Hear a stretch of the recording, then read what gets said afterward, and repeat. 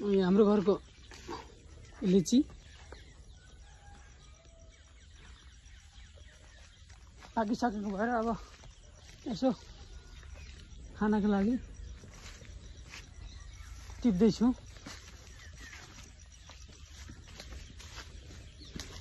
लिची कोकनलाई मनपर्छ उहाँहरूले मेरो यो भिडियोमा लाइक गरिदिनु होला र नजिक हुने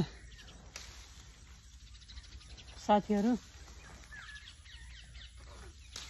मेरो यही निमन्त्रणालाई आदर मानेर लिची खान आइदिनु होला।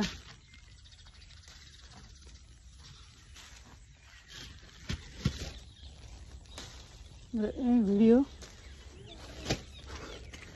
जसले हेर्नु भएको छ हजुर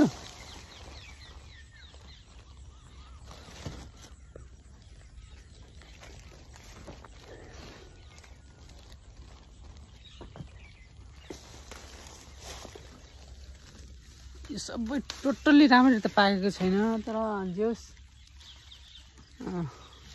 पाक्दै नपाकेको काँचो भन्ने पनि छैन।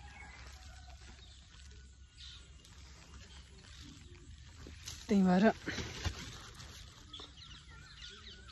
अलिकति चाख्नलाई यो लिची हावाले अस्ति 4 दिन अगाडि आएको हावाले ट्याक्कै यो दुईटा आगो पुरै भाँच्यो जुन सबैभन्दा बढी फलेको आगो थियो यो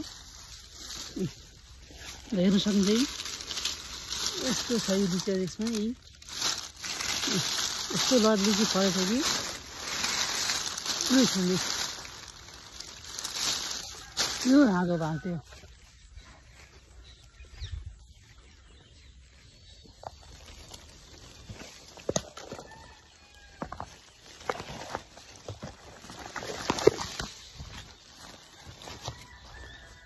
लिचीको बुटो फेरि साह्रै कच्चा हुने रहेछ चढ्न पनि अलिकति गाह्रो।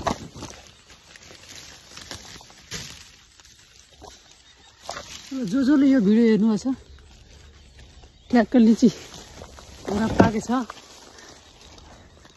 मेरो निमन्त्रणा स्वीकार गरेर लिची चाख्दिन आउनु होला।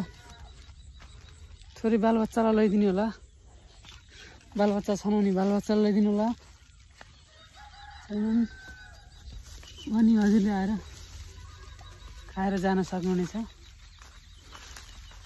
एक लाइक एक कमेन्ट प्लिज।